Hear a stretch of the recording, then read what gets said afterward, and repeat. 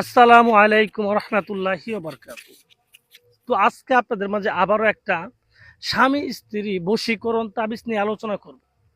তো আজকে যে তাবিজটা নিয়ে আলোচনা করবো এটা 100% একটা কুফরি তাবিজ এবং কার্যকরী তাবিজ।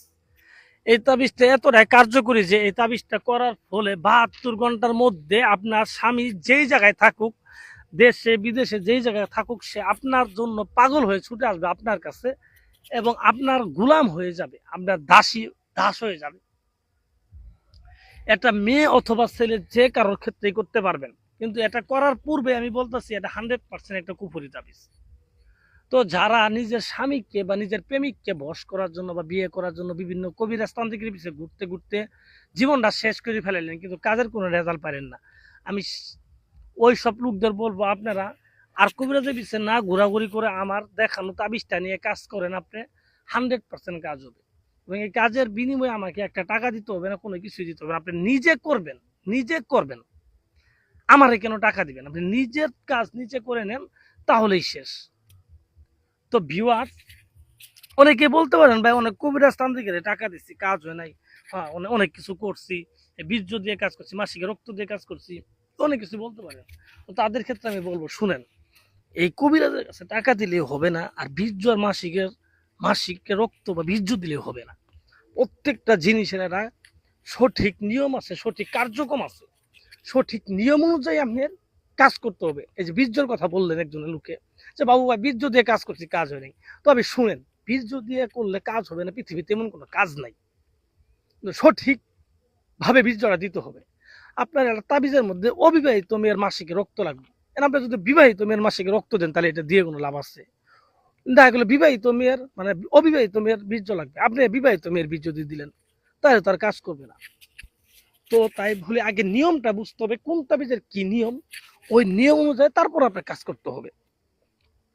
তো যাই হোক, আমি কথা বাড়াবো না, আজকে যে তাবিজটা নিয়ে আলোচনা করতেছি এটা খুবই গুরুত্বপূর্ণ তাবিজ এবং খুবই শক্তিশালী।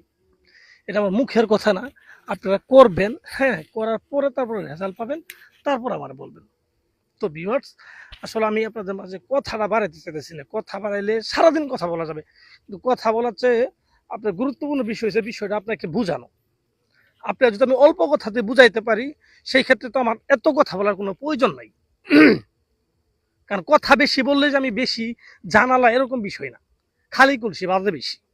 তো যাই হোক, আসলে আমি কথা বাড়াবো না, কিভাবে কাজটা করবেন।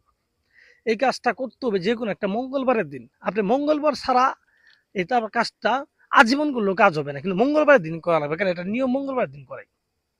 মঙ্গলবারের দিন ঠিক দুপুর বেলা, সূর্য যখন মাথার উপরে, তো ওই সময় আপনাকে এই কাজটা করতে হবে।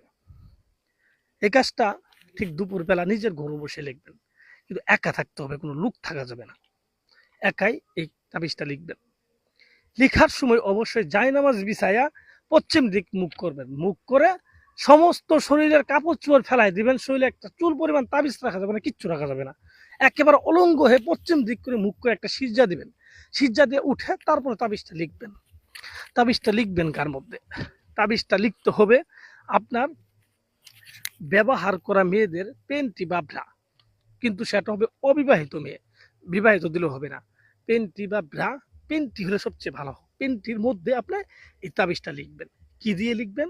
আপনি লিখবেন আপনি লাল মুরুকের রক্ত, মুরুক, লাল মুরুক, মানে লাল মুরুকের এক রঙের মুরুক লাগবে না, অন্যান্য কালার থাকলে হবে, কিন্তু লালটা একটু বেশি আছে, এরকম এরকম একটা মুরুকের রক্ত দিয়ে এই আপনি পেন্টি বা ভ্রার উপর এই তাবিজটা লিখবেন।